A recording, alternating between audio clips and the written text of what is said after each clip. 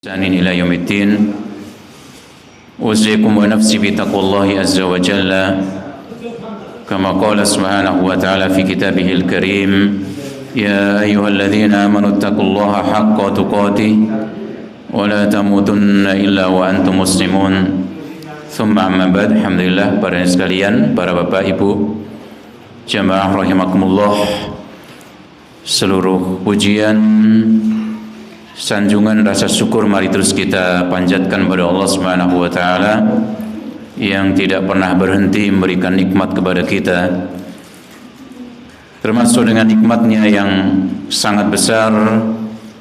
Pada kesempatan malam hari ini kita kembali bertemu di majelis yang mulia ini, di tempat yang mulia ini, untuk mengingat Allah Subhanahu wa taala bersama, membaca ayat-ayat Allah dan juga hadis-hadis Nabi Muhammad SAW berkenaan dengan apa-apa yang Allah Subhanahu wa taala syariatkan kepada kita. Dan salawat dan salam semoga Allah Subhanahu wa taala senantiasa limpahkan, curahkan kepada Nabi kita Muhammad SAW, para sahabatnya dan juga seluruh pengikutnya yang senantiasa taat kepada sunnah-sunnah Nabi, ajaran Nabi Muhammad SAW hingga kelak akhir zaman. Para bapak sekalian yang rahmati Allah Subhanahu wa taala, ini saya tawarkan kepada para bapak sekalian, kita lanjutkan bahasan kita masalah adab untuk kesempatan malam hari ini, atau kita bahas masalah yang terkait dengan masalah, beberapa yang terkait dengan masalah hukum-hukum kurban. Sudah ada yang menyampaikan belum, Pak? Yang mana ini yang benar ini? Ada yang sudah, ada yang belum ini, Pak? Di sini sudah disampaikan belum, Pak? Kaitannya dengan hukum-hukum kurban. Belum ya, Pak ya? Ya, kalau gitu kita sampaikan ini dulu, Pak ya, karena ini sudah dekat sekali. Nanti kalau misalnya ada yang menyampaikan lagi mungkin bisa sebagai tambahan pelengkapnya. Ya, nanti pada kesempatan bulan depan kita akan lanjutkan membaca tentang adab-adab Islamiyah yang sudah sampai kita pada adab menjenguk orang sakit, kemudian takziah, adab ziarah kubur dan sebagainya. Nah, pada kesempatan malam hari ini saya akan menyampaikan beberapa hal yang terkait dengan masalah kurban, yang ini sudah sangat dekat sekali dalam hitungan hari. Dan ibadah kurban, para bapak sekalian, ini yang istilah yang terkenal di negeri kita, kurban. Namun secara bahasa Arabnya dan juga secara istilahnya itu adalah disebut dengan udhiyah. Ya, makanya disebut hari raya Idul Adha. Ya, dari kata udhiyah itu, yang bermakna adalah hewan ternak yang disembelih, yang dikorbankan di hari nahar, yaitu di hari Idul Adha itu sendiri. Ini secara bahasanya demikian dalam bahasa Arab, dan juga secara syariatnya adalah disebut dengan udhiyah. Namun tentu saja ini tidak menjadi masalah ya kalau kemudian yang kita kenal adalah Idul Kurban atau ibadah kurban, tidak menjadi masalah yang demikian.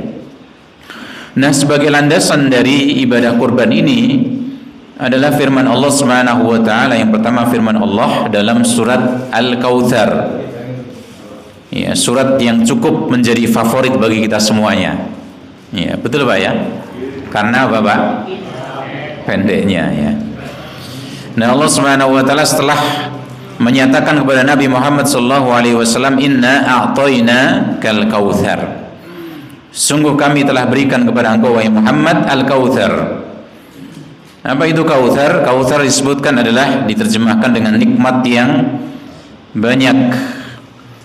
Demikian juga kautsar adalah nahrun fil jannah, yaitu sebuah sungai yang ada di surga, yang diberikan kepada Nabi Muhammad SAW yang dan bisa diminum oleh umat beliau sallallahu alaihi wasallam. Ala kulli hal, ini juga termasuk nikmat yang sangat besar sekali yang Allah Subhanahu wa taala berikan kepada Nabi Muhammad sallallahu alaihi wasallam. Dan kita ingat, kita ya kembali merenungkan ada nama orang ada nama seseorang yang paling banyak kita sebut dalam sehari semalam, lebih dibandingkan nama bapak ibu kita sendiri. Kadang-kadang bapak ibu kita sendiri pun tidak kita sebut sehari sekali, Pak, ya. Ya, mungkin cuma kita doakan Allah maghfirli wali walidayya, kan gitu kan. Namanya enggak kita sebut. Namun ada seorang, ada pribadi yang setiap hari bahkan wajib kita sebut namanya. Karena apa? Karena kita dalam sholat mesti membaca tahiyat. Ya, dan tahiyat itu mesti ada ucapannya asyhadu alla ilaha illallah wa asyhadu anna Muhammadar Rasulullah atau Muhammadan abduhu wa rasul. Nama itu harus kita sebut. Belum lagi nanti kita saat tahiyat kita harus membaca sholawat Ibrahimiyah, Allahumma sholli ala Muhammad. Berapa itu dalam sehari kita ucapkan nama Nabi Muhammad sallallahu alaihi wasallam. Nama yang lain, manusia yang lain tidak lebih sekali dua kali kita sebut dalam sehari. Bahkan mungkin sehari pun kadang-kadang tidak kita sebut. Namun nama Nabi Muhammad selalu kita sebut sehari-hari dan sangat banyak sekali. Ini menunjukkan nikmat yang sangat banyak yang Allah Subhanahu wa taala berikan kepada Nabi kita Muhammad sallallahu alaihi wasallam. Dan orang kalau tidak mengucapkan nama Nabi Muhammad, kalau dia mau masuk Islam, maka Islamnya tentu tidak sah. Ya kan?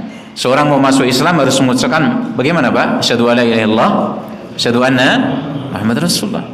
Dia misalnya enggak mau, saya syahadat aja, asyhadu alla ilaha illallah Muhammad Rasul, saya enggak mau. Ya enggak sah syahadatnya. Enggak sah dia masuk Islamnya.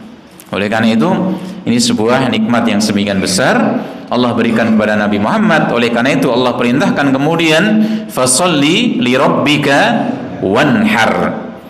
Oleh karena itu salatlah untuk Rabbmu dan berkorbanlah. Ini syariat untuk Nabi Muhammad SAW, juga untuk umatnya. Sebagaimana yang kita sering sampaikan bahwasanya semua syariat yang Allah Subhanahu wa taala turunkan kepada Nabi Muhammad SAW, maka itu untuk umatnya juga, kecuali yang memang dikhususkan untuk Nabi Muhammad SAW. Ya, itu yang disebut dengan khususiyah untuk Nabi. Itu tidak banyak. Ya, tidak banyak. Namun syariat yang lainnya secara umumnya itu berlaku juga untuk umat Nabi Muhammad sallallahu alaihi wasallam. Ini dasarnya adalah perintah Allah untuk wanhar, berkorbanlah. Kemudian juga dasar dari kurban atau udhiyah itu adalah sebuah hadis Nabi, diantaranya hadis yang sahih disebutkan doha Rasulullah bikabsaini amlahain akronain. Nabi dulu pernah berkurban, menyembelih hewan kurban, yaitu apa? 2 ekor kambing, apa Pak? Kabsaini, kibas, ya domba Pak ya mungkin ya gampangnya ya. Amlahaini, yang warnanya adalah warna apa Pak?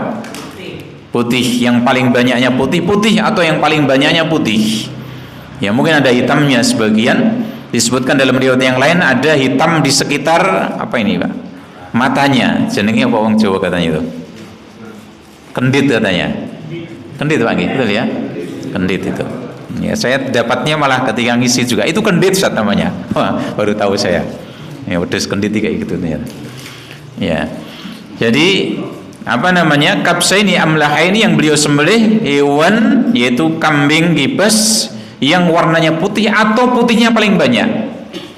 Ya ini nanti bukan berarti kemudian wah yang ireng berarti ra oleh, bukan.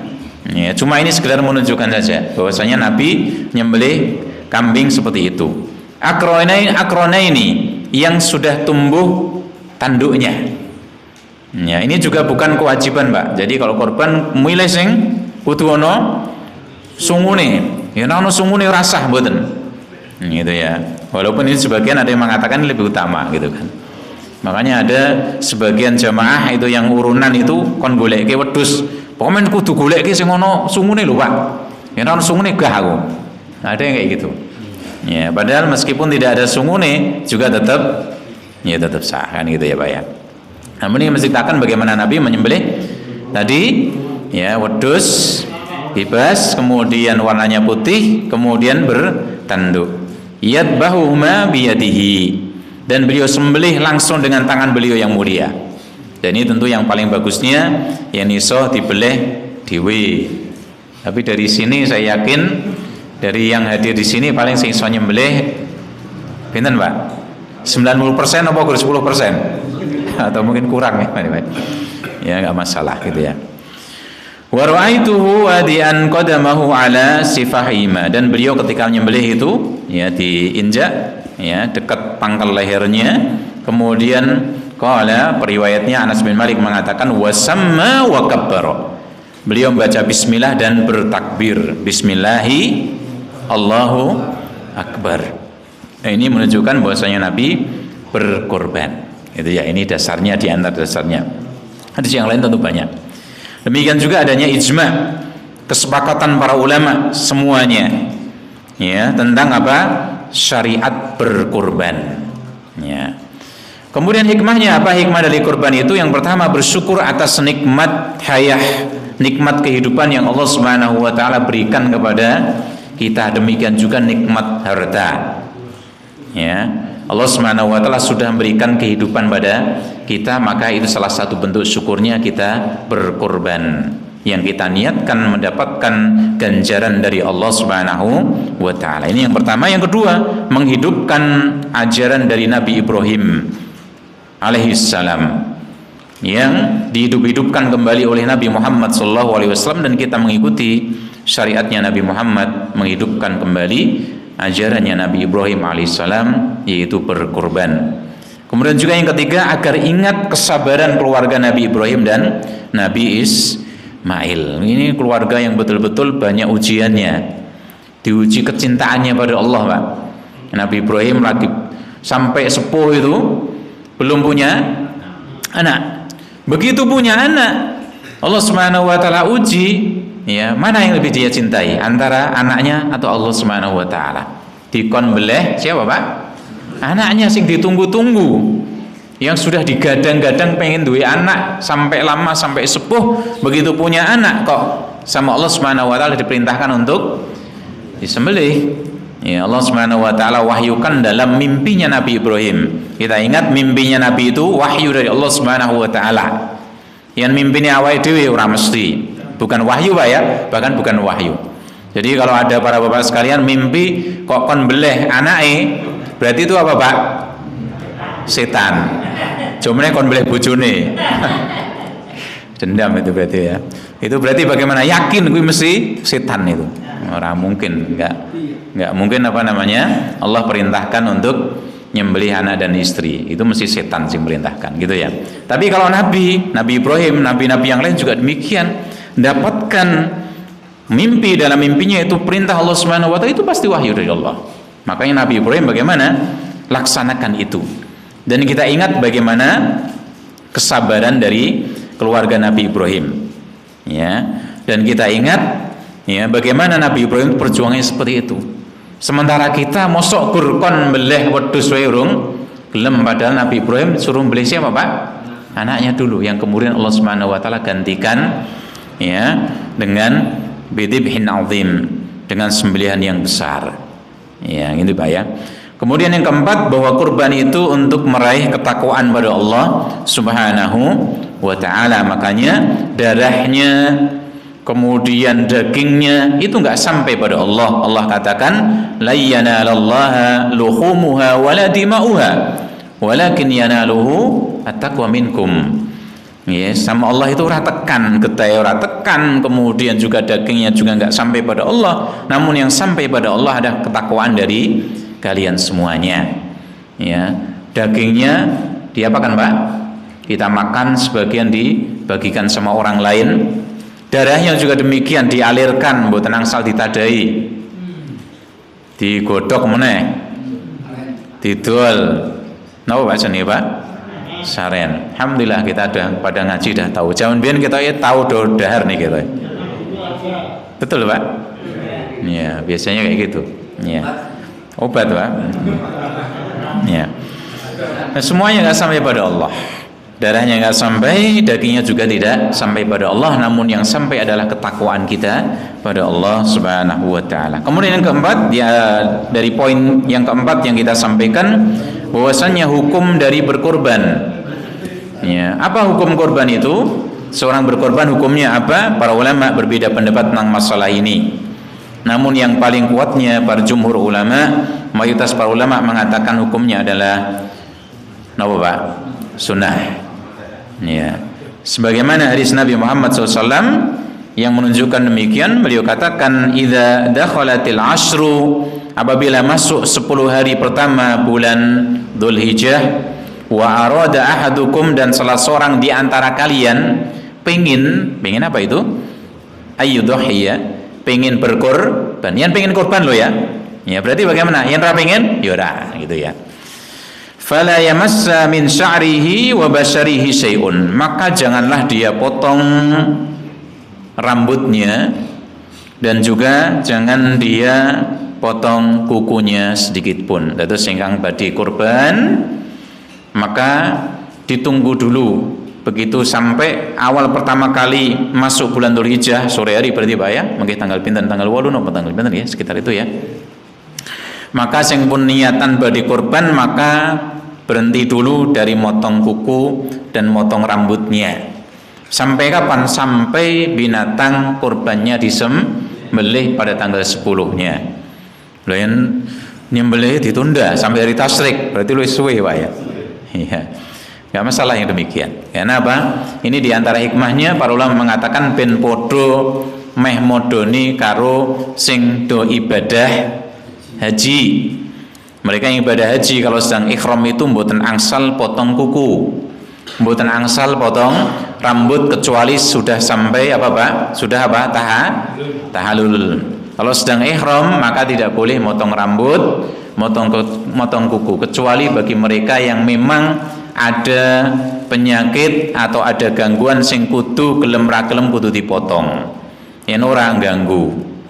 Contohnya yaitu seorang sahabat Nabi yang berhaji bersama Rasulullah Shallallahu Alaihi Wasallam jebule akeh tumane. Betul itu Pak, sampai disisakan itu ya tumane itu sampai di wajahnya Pak. Wah akeh teng kruyuk, di bajunya juga ada. Maka bagaimana? Ganggu banget. Ya, ganggu banget. Mesti gua telepol kan itu kan, panas-panas bi gitu ya gitu Pak ya. Maka kemudian bagaimana dia disuruh motong rambutnya, ya tentu saja dengan membayar dendanya kan gitu Pak ya. Namun ini diperbolehkan. Karena apa? Karena ada gangguan pada kepalanya gitu ya, dan selain sebagainya. Kalau ada sakit dan sebagainya maka berboleh. Karena orang yang sedang berhaji demikian, tidak motong rambutnya, nggak motong kuku, maka orang yang mau berkorban pun juga demikian juga. Ya, jadi ini ada yang disebutkan oleh Nabi demikian dalam hadis riwayat Imam Muslim. Nah ini menunjukkan bahwa sing pengen, sing arep korban, yang orang pengen korban berarti kan enggak. Ini menjadi pilihan kan gitu. Maka ini yang menjadi dasar diantaranya bahwasannya korban itu hukumnya tidak wajib namun sunnah. Ya, meskipun di sana ada penekanannya, Nabi mengatakan man wajada sa'atan sapa sing ya punya kelonggaran. Kemudian bagaimana walam yudhi, namun enggak mau kurban fala yaqrabanna musallana, ojo cedak-cedak musola kami yang salat.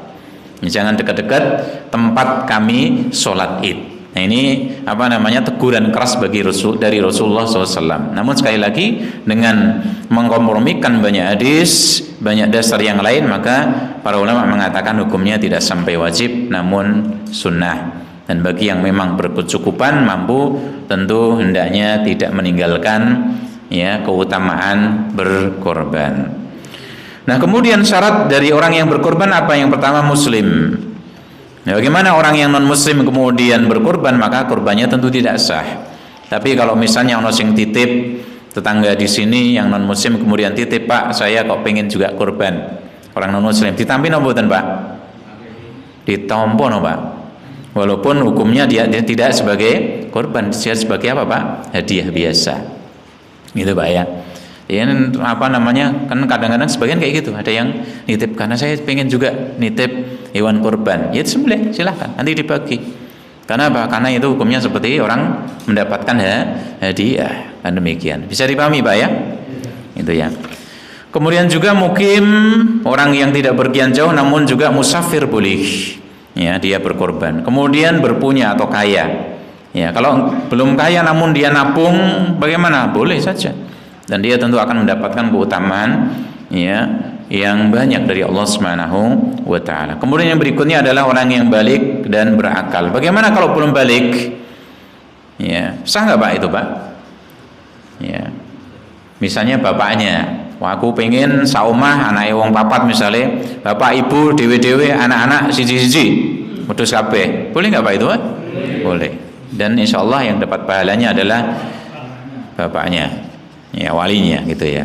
Ya sebagaimana ada orang yang ada seorang ibu-ibu, ya dia ikut haji bersama Rasulullah SAW di haji wada beliau. Haji wada, haji Nabi, haji yang pertama dan yang terakhir yang dilakukan oleh Nabi. Maka kemudian ada seorang ibu-ibu membawa anak kecil, masih kecil sekali, masih bayi, diangkat sama Rasulullah. Ya Rasulullah, apakah anak ini juga mendapatkan haji? Maka Rasul mengatakan, na'am walaki ajrun. Tentu saja, dan pahalanya untukmu. Ya, jadi orang tuanya dapat ganjarannya. Jadi demikian. Kemudian yang berikutnya adalah kaitannya dengan syarat hewan kurban. Hewan kurban yang disembelih tentu ada 3 ini, yaitu apa Pak? Unta, kemudian sapi, kemudian kambing. Ya, sebagian ulama mengatakan termasuk seperti yang mirip dengan sapi. Apa itu Pak? Kerbau. Ya, sebagian saudara kita mungkin di daerah mana itu? Kudus ya. Kudus masih ada sebagian yang membeli kerbau. Maka ini juga dihukumi seperti menyembelih sapi, sama. Nah, untuk kambing maka 1 orang, ya itu untuk 1 orang. Para ulama ijma bahwa kambing tidak boleh dijadikan patungan. Nonton mboten Pak niki? Biasanya kadang-kadang di sekolahan. Anak-anak iuran. Ya, piro biasanya jaminan 10.000 zaman dulu, kalau sekarang nggak tahu ya. Kemudian bagaimana? Kemudian patungan beli hewan korban disembelih biasanya di hari tasyrik.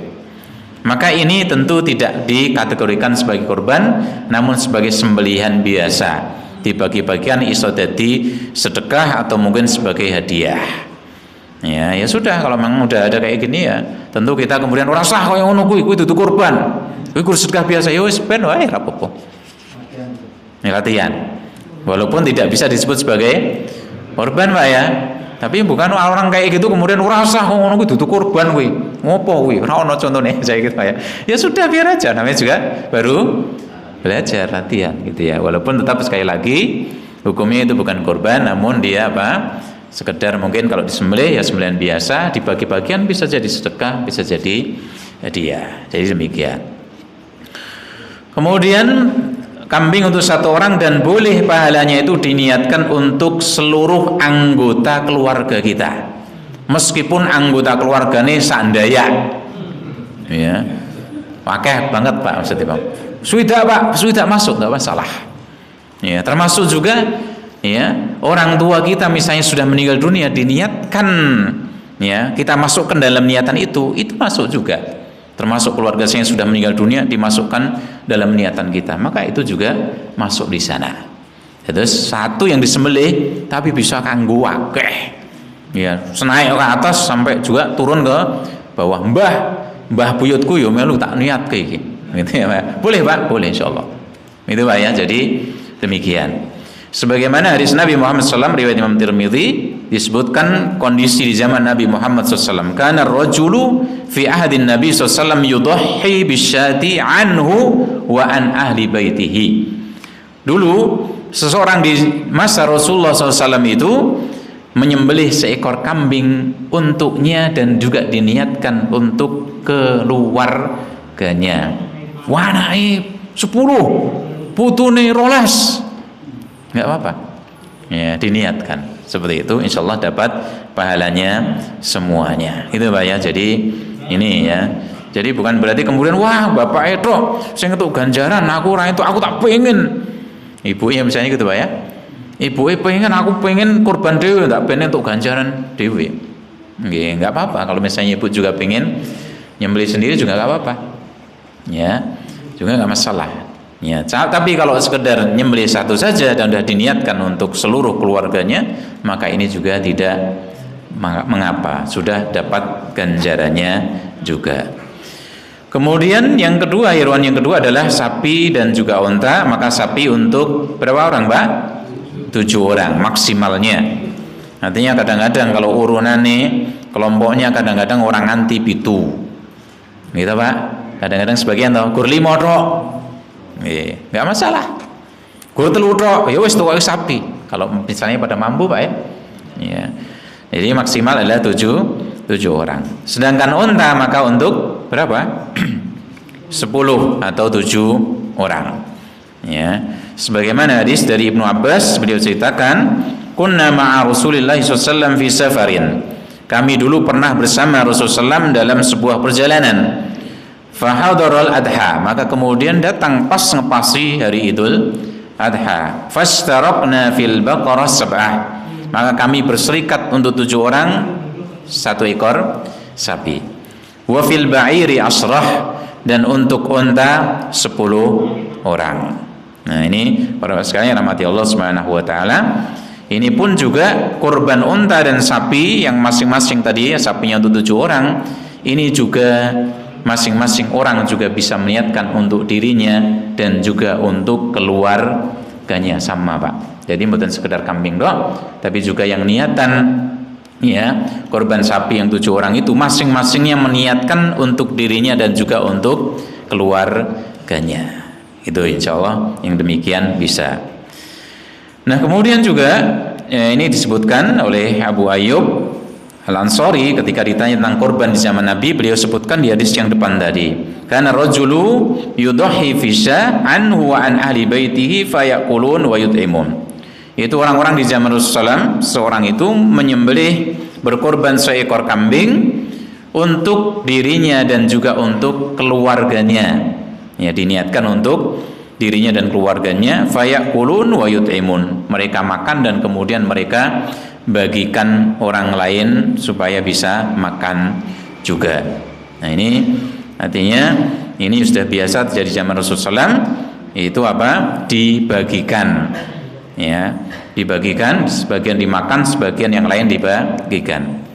Karena sebagian ada yang mengatakan pembagiannya ada 1/3 untuk muqarib, orang yang berkorban, 1/3 kemudian disedekahkan, dibagikan, 1/3 lagi disimpan. Ya, disimpan Pak ya. Yang saat ini nyimpen ngagem napa biasane? Divisor zaman dulu ya di dendeng dan sebagainya ya. Nah, apakah ini patokan, apakah ini paten harus 1/3 seperti itu? Tidak. Ini luwes, disebut oleh Syekh bin Baz dan juga para ulama yang lain, ini luwes Pak. Jadi tergantung kondisi. Ada sebagian dari yang berkorban itu, aku sithik wae yang penting, liyane bageke kabeh, enggak apa-apa. Karena ada bahkan sebagian ada yang bagaimana, aku wis rasa ra opo, yang penting bageke kabeh. Boleh, enggak masalah. Ada sebagian aku separone, sing separone bageke. Nah, keluargaku akeh kok. Saya gitu ya. Boleh, Pak? Boleh. Itu Pak ya. Jadi ini tidak ada tidak paten. Harus kudu 1/3, harus seberapa tidak. Nah, sehingga nanti bisa lihat kondisi juga. Ternyata bagaimana sebuah daerah gur mbeleh gur sithik tok, sementara masyarakatnya akeh banget. Ya wis aku sithik wae, 2 kilo cukup, liyane bagake. Nah, enggak masalah. Gitu ya. Ini demikian. Kemudian umur hewan korbannya untuk unta minimal berapa tahun, Pak? 5 tahun. Sedangkan lembu berapa biasanya? 2 tahun, Pak. 10 tahun. 10 tahun berarti wis bangkoten itu. Wis lalot itu. Kemudian kambing berapa tahun? 1 tahun. Sedangkan domba itu berarti apa itu kalau sini? Terus kibas nggih? Gembel nggih berarti nggih. 1/2 tahun sudah bisa. Ya. Ya. Jadi kambing itu sing koyo napa nggih? Kambing niku seperti kambing Jawa nggih berarti nggih. Kambing Jawa, kemudian etawa sebagainya seperti itu 1 tahun. Adapun kambing kibas maka kalau 1/2 tahun dia mungkin sudah masuk. Dengan yang terbaik tentu dengan beberapa hadis sebutkan golek sing pelemu. Ya, ini soba ya, ya saya itu lah yang penting sapi. Ya. Kemudian juga berharga yang iso ya petanduk tadi, jantan. Kalau tidak jantan bagaimana? Boleh enggak, Pak? Boleh. Ya, bahkan biasanya yang betina itu luwih wedi biasanya. Ya, kita kalau cari itu biasanya ditawari sing wedok ten seperti Pak. Bodhe malan 17 yuta wis gedhe, koyo 20 yuta punjul malan. Ya, tapi waduh engko jamaahku durung ngerti tak gregel malan. Ya wis yang penting sing lanang sik wae. Sebenarnya enggak masalah. Ya, yang penting nanti jamaah dipahamkan bahwasanya kurban dengan binatang yang betina pun juga boleh sah juga. Walaupun tetap yang utama cari yang jantan gitu ya. Kemudian ada cacat yang membuat tidak sah. Ya, jadi hewan kurbannya cacat yang membuat ya korbannya itu tidak sah. Apa itu? 4 yang disebutkan sama Nabi, arbaun la tajuzu fi ad-dhahaya. 4 yang tidak sah dijadikan korban. Apa itu? Al-awra al-bayyinu awruha. Yang pertama buta dan jelas-jelas butanya. Orang kudu sekedar remeng-remeng, yang remeng-remeng aja makruh Pak. Tapi kalau jelas butanya, picaknya jelas, maka bagaimana? Tidak sah. Kemudian yang kedua, wal maridah al bayyinu marduha. Loro peduse. Seloro ndek-ndek kesenggol tok glempang. Maka bagaimana? Tidak boleh. Apalagi penyakitnya nular. Wah, itu jojo meneh itu. Ya, apalagi apa? Kenapa Pak? Kalau sapi itu penyakitnya apa? Antrak nih zaman dulu ya. Ya, atau termasuk kuku dan apa nih kucing terakhir itu? Kuku dan mulut ya. Alhamdulillah ini tahun ini kelihatannya enggak ya. Semoga enggak ini. Maka ini enggak boleh. Kemudian wal arja al bayyin tal'uha. Kemudian yang pincang, yang apa namanya? Jelas sekali pincangnya. Ya, ini cacat ya. Kemudian yang terakhir wal kasiratu la tunki. Yaitu yang sangat kurus sampai sungsume sekoyo rano sungsume. Ya, apa namanya? Ini kondisi normal Pak ya. Kalau kondisi ini wis koyo ning Ethiopia zaman dulu itu ya ora kur wedhuse. Wong ya koyo ngono ya wis ana entuke apa itu ya Pak. Nah, ini dalam kondisi normal goleke sing apik, ora sampai yang kurus kayak gitu iki sing entuk bagian iki ora ono daginge misalnya. Ya, ini enggak boleh gitu ya. Itu tidak sah nanti. Ya, tidak sah. Namun yang makruh, ada juga yang makruh tetap sah namun makruh. Contohnya apa? Misalnya ompong. Ya. Untune ompong. Sah mboten, Pak? Sah tapi makruh. Kemudian tanduknya patah. Ya, kemudian terpotong telinga depannya, terpotong telinga belakangnya, kemudian juga buntute pedhot. Buntut apa iki biasane niki? Sapi nggih yang wedhus kan buntute cendak biasane. Ya. Ya, ada yang mengatakan ini ekor kambing ini jadi obat bagi mereka yang sakit apa namanya? Lumpuh atau saraf kejepit, Pak. Jadi ngesop buntut wedhus, Pak, bukan sapi. Buntut wedhus. Ya, ini katanya itu obat dari zaman dulu kayak gitu. Jadi di sop itu. Parot rada cilik banget itu buntut. Yang buntut sapi rada dawa ya, Pak ya. Buntut wedhus kan pendek itu. Nah, itu. Kemudian kita beranjak berikutnya yaitu waktu menyembelih. Ya, kapan dimulainya? Dimulainya setelah sholat Id. Bagaimana kalau menyembelihnya sebelum sholat Id? Sahkah korbannya? Tidak sah. Disebutkan dalam hadis, man dabaha qabla ayusolliya falyadbah makanaha ukhra. Barang siapa yang menyembelih hewan korban sebelum dia sholat Id, ya maka bagaimana? Maka hendaknya dia nyembelih hewan korban yang lain. Ya, jadi korban ini rasa panganan biasa. Ya, bukan korban itu berarti. Wa man lam yadbah falyadbah bismillah. Kalau belum menyembelih, ya, sebelum sholat, belum menyembelih, selesai sholat, maka bagaimana? Maka sembelihlah bismillah.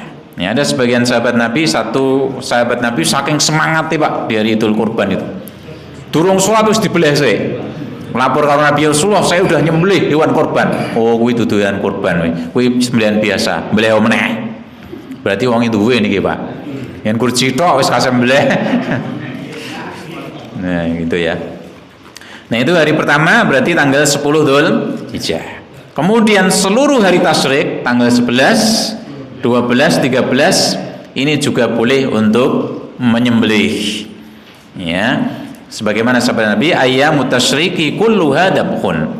Hari-hari tasyrik itu seluruhnya adalah hari untuk menyembelih. Jadi urung sempat misalipun hari pertama atau hari kedua ya atau hari ketiga lagi duwe rezeki misalnya, waduh aku jane niat kurban urung duwe duit pas dino tanggal hari tasik tanggal 13 misalnya esok tak tukoke wedhus sik. Ya entuk muter-muter lagi untuk jam 4 sore mbeleh jam 5 sore. Sah napa mboten, Pak? Berarti sah, gitu ya. Karena Pak masih hari tasyrik, gitu Pak ya. Nah itu nanti mbeleh bengi apa namanya baginya malam hari tidak masalah. Yang penting harus dibeleh sih, kan gitu ya. Kemudian tadi disebutkan di depan bahwasanya di sana ada larangan mencukur rambut dan kuku bagi yang hendak berkorban. Dan terus ini orang yang berkorbannya Pak ya, bukan hewannya yang dicukur. Ya karena jelas sekali hadisnya tag haji itu kembalinya itu kepada orang yang berkorban, bukan kepada hewannya gitu ya. Karena kalau dalam bahasa Arab itu ada domirnya Pak. Domir itu artinya kata gantinya. Kata gantinya di sini adalah kata ganti untuk orangnya, bukan untuk kambingnya gitu ya, atau hewan sembelihannya. Itu jelas sekali bagi mereka yang sedikit belajar bahasa Arab, insya Allah tahu gitu ya. Rasulullah mengatakan apabila masuk 10 hari pertama bulan Dzulhijjah dan salah seorang di antara kalian pengen berkorban, maka janganlah dia memotong rambut dan kukunya sedikit pun. Ini untuk orang yang kurban, bukan weduse, bukan sapinya, itu Pak ya. Jadi orang yang mau kurban, bagaimana keluarga nih? Ya tadi yang kurban misalnya bapak, ya bapak kurban, niatan pengen kurban, diniatkan juga untuk keluarganya. Sing mboten angsal potong kuku, potong rambut sinten? Ya bapak tok. Walaupun niatnya untuk semua keluarga, ibu, anak-anak juga boleh, gitu Pak ya. Jadi oh ora oleh, boleh Pak. Ya nggak boleh cuma bapaknya saja ya yang apa namanya yang mau berkorban meskipun nanti diniatkan untuk seluruh keluarganya. Tapi kalau ibu mau nyembelih sendiri, aku ya pengen korban deh Pak ya, bapak apa namanya iuran kolektif sapi, aku ya harap sing kelompok loro, aku melu kelompok loro ya, maka berarti ibu juga tidak potong rambut dan tidak potong kuku dulu sampai binatang apa namanya korbannya disembelih tanggal 10 atau di hari-hari tasyrik. Nah kemudian syarat orang yang menyembelih, nah ini juga penting juga. Yang pertama Islam, kemudian berakal, laki-laki atau perempuan. Terus sing putri ugi angsal mbeleh. Ibu-ibu wantun mboten Bu, mbeleh pedus Bu, mbeleh sapi mboten wantun kita nggih. Mbeleh pitik biasa Pak nggih. Kula teng peken niku sing dodol pitik malah biasanya ibu-ibu. Mbeleh langsung set bismillah. Wah akeh banget ingantene Pak. Wah terampil banget ngamben dina gaweane niku nggih. Tapi mbeleh wedhus ya jarang-jarang kita. Ibu-ibu kene tak mangkat mboten wonten kita. Ya. Jadi perempuan juga boleh nyembelih. Ya. Kemudian balik atau tamyiz. Ya, di sebagian daerah cah cilik wis pinter, cah 10 tahun gitu Pak ya. Sudah pinter beleh, mungkin bapaknya jagal ya, jadi bagaimana sama kita mungkin lebih terampil sana ya, maka ini sudah boleh ya, sudah boleh untuk nyembelih. Kemudian yang kedua ahli kitab juga boleh. Siapa itu ahli kitab? Orang Yahudi dan orang Nasrani boleh ya, selama tidak menyebut nama selain Allah Subhanahu wa taala ketika menyembelih. Terus meskipun jagalnya adanya orang Nasrani misalnya atau orang Yahudi, boleh Pak, boleh. Ya, tapi diulingi, Pak, mungkin jangan boleh bismillah sih loh. Gitu ya. Boleh bismillah sih gitu ya. Ya, dengan dasar adalah firman Allah Subhanahu wa taala dalam surat Al-Maidah ayat 5. Wa ta'amul ladzina utul kitaba hillul lakum. Dan makanan dari orang-orang ahli kitab itu halal bagi kalian. Ini juga dibuktikan dalam hadis Nabi Pak. Nabi pernah beliau disuguhi ya daging apa Pak? Kambing sama perempuan ya Yahudi. Ya sing beli sapa orang Yahudi. Ya, enggak ditanya sama Nabi, gue mau beli mau coba bismillah saya ora, tapi enggak ditanya sama Nabi. Nah, ini bagaimana? Ala kulli hal yang jelas sembelihan mereka halal selama tidak menyebut nama selain Allah Subhanahu wa taala. Ya, kalau menyebut nama selain Allah Subhanahu wa taala ketika menyembelihnya, maka tentu tidak sah sembelihannya. Yang sembelihannya adalah bangkai yang tidak boleh kita makan. Nah, adapun yang selain itu, selain ahli kitab, maka sembelihannya tidak sah, gitu ya. Kemudian adab dalam menyembelih yang pertama, ini termasuk juga pada hewan kurban, menajamkan pisau. Ora golek sing ketul menan niku ya. Wong angkek ora mesake ya. Kemudian tidak mengasah di depan hewan kurban. Nah, itu ya, ini ya sebagian mungkin ada yang belum tahu kayak gini malah disain nang ngarepe. Oh, sreng nang ngarepe hewane. Mesake, Pak. Ya. Kemudian tidak menyembelih di depan hewan yang lainnya, ditontonke. Ya, sehingga bagaimana? Ditutupi sih. Ya, saos ini pun biasa, Pak nggih. Digeber atau pakai apa, yang penting mboten nonton hewannya yang lain yang masih hidup. Ya, ditutupi pakai terpal macam-macam. Ya, atau nggone rada beda sithik engko digeret rono misale pas mau disembelih. Nah, ini demikian. Kemudian mengucapkan basmalah dan bertakbir. Kemudian juga ada lafalnya, ya, hadza minka walaka. Ini ya Allah darimu dan untukmu. Atau misalnya Allahumma taqabbal min, misalnya siapa sebutkan. Kalau dia adalah cuma jagal sing makili banyak orang misalnya, ada ya Allah, Allahumma taqabbal, ya Allah terimalah ini korban dari si A, si B, si C, saya sebutkan. Ya, bismillahirrahmanirrahim, bismillah. Yang rapal bi Pak ngono, jagale. Panitia ini sudah hafal. Terus mudi Pak. Ya, bismillahirrahmanirrahim, ya Allah ini korban dari fulan pun sebut ke. Seperti itu ya Pak ya. Jadi kalau misalnya rai bahasa Arab ya wis bahasa Indonesia yang penting ya diniatkan untuk Allah Subhanahu wa taala. Dan tadi ini bahwasanya korban dari sebutkan si fulan, sing korban sinten gitu Pak ya. Kemudian pemanfaatan hasil sembelian yang dilarang. Ya, sing dilarang napa niku? Menjual sebagian hasil sembelian kurban. Termasuk nopo, termasuk kulite, mboten angsal panitianya atau orang yang kurban langsung itu. Namun kalau sudah dikasihkan kepada salah seorang dari jamaah maka boleh Pak. Monggo mboten napa-napa wis kayak Pak sinten misalnya pun tak kei anu yo kulite sekalian yo. Wah ki opo yo wis tenang kowe engko ono sing tuku. Nah gitu ya. Maka bagaimana sudah kasihkan. Maka untuk orang tadi wis jenenge wis dheweke punyaan dia sendiri. Wah arep didol ya ora apa-apa, arep dipenteng ning arep omah ya ora apa-apa. Mau kemudian dikrok sendiri mau dimakan juga enggak apa-apa. Karena apa? Sudah milik dia, gitu loh. Ya, jadi hukumnya sudah lain. Tapi kalau masih pemilik dari apa namanya sing korban tadi iki sik turahi anune apa jenenge kulite dolen. Nah, enggak boleh, Pak. Tidak boleh. Ya, sebagian ya dari saudara kita yang lain di napa Pak dikerok sekalian Pak ya, dikerok kemudian dibagikan sekalian, ini juga enggak apa-apa, atau dikasihkan ke lembaga yang memang meminta butuhkan juga bagus. Ala kulli hal tidak boleh dijual ya, yang pertama kalau sebelum dikasihkan kepada orang lain gitu ya. Sebagaimana Rasulullah mengatakan man ba'a jilda adhiyatin fala udhiyata lahu, barang siapa yang menjual kulit dari binatang kurban maka tidak ada kurban untuknya. Orang yang tahu apa penggodaan gitu Pak ya. Kemudian juga yang berikutnya sing mboten angsal yaitu memberi upah jagal dari hasil sembelian. Iki lho, nyo iki ndase iki upahmu, mboten angsal Pak. Sehingga bagaimana bolehnya adalah dibayar dari kita. Wis urunan itu kan biasanya urunan Pak nggih. Urunan ini termasuk membayari jagal. Kemudian bagaimana? Wis iki sakake jagal itu dudu upah lho. Pak jagal iki dudu upah iki, gur hadiah. Dikai apa namanya? Dagingnya. Boleh mboten, Pak? Boleh. Tapi itu bukan upahnya. Nggih, bukan upahnya. Ya termasuk bukan upah apa? Dimangan bareng-bareng, dudu upahe. Yen upah ya wegah no wong mbeleh. Ya sebagai jagal awake dhewe gur diupahi sepiring apa ya. Oh ya gelem Pak jenengan Pak. Gelem mboten Pak jenengan Pak?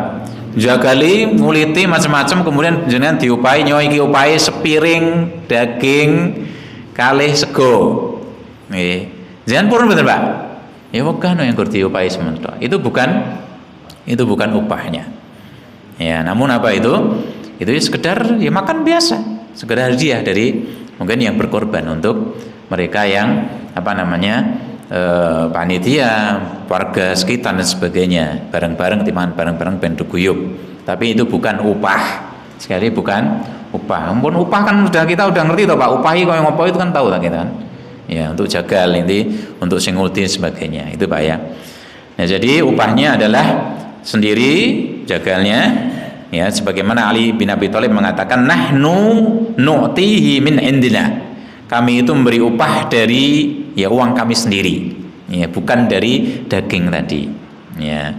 Perkara nanti kemudian ngasih hadiah maka itu tentu beda lagi hukumnya. Ya, gitu ya. Iki wis iki kabeh entuk bagian iki dudu upah niki gur sekedar hadiah untuk yang jagal atau sedekah, misalnya jagale wong ora duwe.